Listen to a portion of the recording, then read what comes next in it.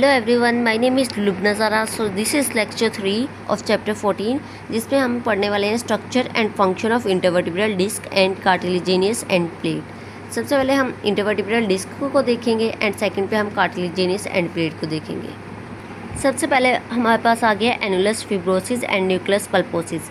सबसे पहले इन दोनों को समझने से पहले आपको इसका पता होना चाहिए कि जो हमारे पास न्यूक्लियस पल्पोसिस होता है वो सेंटर में प्रेजेंट होता है डिस्क के, और एनुलस फिब्रोसिस जो है वो आउटर लेयर को कहते हैं। जो हमारे पास न्यूक्लियस पल्पोसिस सेंटर में होता है, जो एनुलस फिब्रोसिस होता है उसमें हमारे पास लेयर्स होती हैं।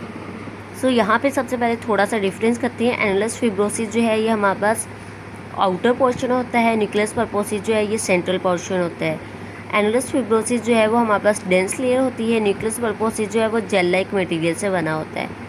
एनुलस फिब्रोसिस जो है कोलेजन टाइप 1 फाइबर से बना होता है, न्यूक्लियस पल्पोसिस टाइप 2 फाइबर से बना होता है। सो यहाँ पे सबसे पहले अब हम देखते हैं एनुलस फिब्रोसिस को थोरली।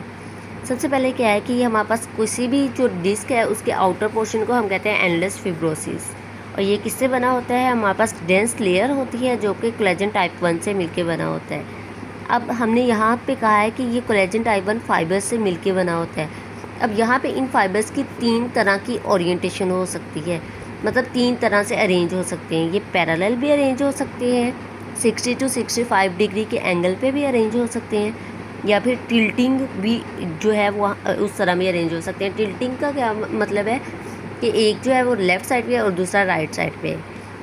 सो ये 3 तरह से ये अरेंज हो सकते हैं। उसके अलावा अब ये जो फाइबर्स की ओरिएंटेशन है इनका क्या फंक्शन है, क्या है कि हमारे पास जो भी डिस्क पे अगर कोई भी डिस्ट्रैक्शन, रोटेशन या बेंडिंग के चांसेस जो है वो इंक्रीज़ हो रहे हैं, यानी कि ब्रेक के चांसेस इंक्रीज़ हो रहे हैं, तो ये उनको टेंसाइल स्ट्रेंथ प्रोवाइड करते हैं। सेकेंडली क्या है, जो एनुलस फिब्रोसिस है वो अपर जो हमारे पास इंटरवर्टिब्रल अपर जो वर्टिब्रास होते हैं और लोअर वर्टिब्रास के साथ फिमली अटैच होता है, क्योंकि उसे सपोर्ट प्रोवाइड करनी होती है। दूसरा वेट बेरिंग में भी हेल्प आउट करना होता है, शॉक एब्जॉर्बर होता है, इसलिए जो है वो अपर और लोअर जो वर्टिब्रा होता है उसके साथ एडजस्ट फिमली अटैच्ड होता है।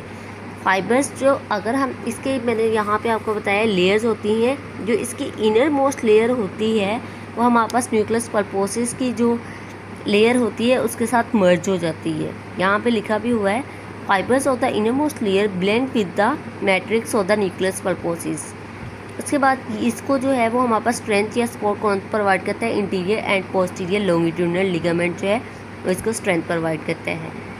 यहाँ पे मैंने एक और वीडियो बनाऊँगी, यहाँ पे इनकी लिगामेंट्स के अकॉर्डिंग स्पाइनल कॉर्ड में हमारे पास कौन कौन से लिगामेंट्स प्रेजेंट होते हैं, आप वो भी देख सकते हैं। उसके बाद सेकेंड हमारे पास आ जाता है न्यूक्लियस पल्पोसिस, जो कि हमारे पास सेंट्रल पोर्शन होता है, जेल लाइक मटेरियल होता है, कोलेजन टाइप 2 फाइबर से मिलके बना होता है। और अगर हम न्यूक्लियस पल्पोसिस की बात करें तो वो थ्रू आउट स्पाइन जो है वो सेंटर में प्रेजेंट होता है, बट लंबर रीजन में जो है वो थोड़ा सा पोस्टीरियर साइड पे प्रेजेंट होता है। उसके बाद अगर हमारे पास प्रोटियोग्लाइकेन्स एग्रीवेट हों, जो हमारे पास न्यूक्लियस पल्पोसिस होता है उसमें प्रोटियोग्लाइकेन्स का लेवल भी हाई होता है। हाई लेवल ऑफ प्रोटियोग्लाइकेन्स जो है वो एक हेल्दी डिस्क जो होती है उसमें प्रोटियोग्लाइकेन्स का लेवल हाई होता है, जो कि हमारे पास वाटर की अफिनिटी को जो है वो मेंटेन करते हैं। सेकेंड पे अब न्यूक्लियस पल्पोसिस का क्या फंक्शन है कि जब भी कोई भी हमारे पास हम ज़्यादा वेट लिफ्टिंग वाला काम करेंगे, ज़्यादा जो है हमारे पास कोई भी लोड वाला काम होगा, प्रेशर ज़्यादा होगा, तो इसने क्या करना होता है, न्यूक्लियस पल्पोसिस ने उसको थ्रू आउट स्पाइन जो है वो उसको ट्रांसफ़र करना होता है, यानी कि डिस्ट्रीब्यूट करना होता है प्रेशर को। सेकेंडली ये हमारे पास एक स्पॉन्ज लाइक जो है वो स्ट्रक्चर होता है। लाइक अगर इस पर प्रेशर ज़्यादा ही पड़ जाएगा तो ये जो है ये स्क्वीज़ आउट हो जाएगा वाटर जो इसके अंदर प्रेजेंट होता है।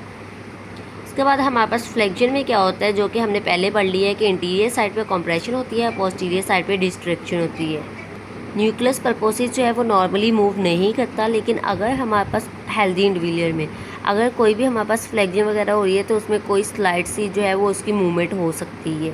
अगर हमारे पास मूवमेंट में एसिमेट्री आ रही है, लाइक इंटीरियर साइड पे फ्लेक्शन हो रही है, तो उसकी वजह से जो है ये ऑपोजिट साइड पे मूव कर जाएगा।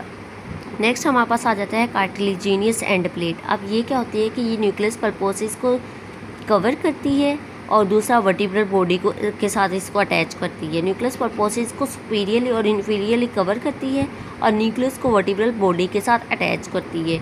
अब क्यों अटैच करते हैं, क्योंकि हमारे पास जो वर्टिब्रल बॉडी के बोन मैरो में हमारे पास न्यूट्रिएंट्स वगैरह होती हैं, इसलिए उसने न्यूट्रिएंट्स को जो है वो न्यूक्लियस में ट्रांसफ़र करना होता है, इसलिए ये उसके साथ अटैच होती है। सो ये थी वीडियो। नेक्स्ट टॉपिक के लिए नेक्स्ट वीडियो देखिएगा।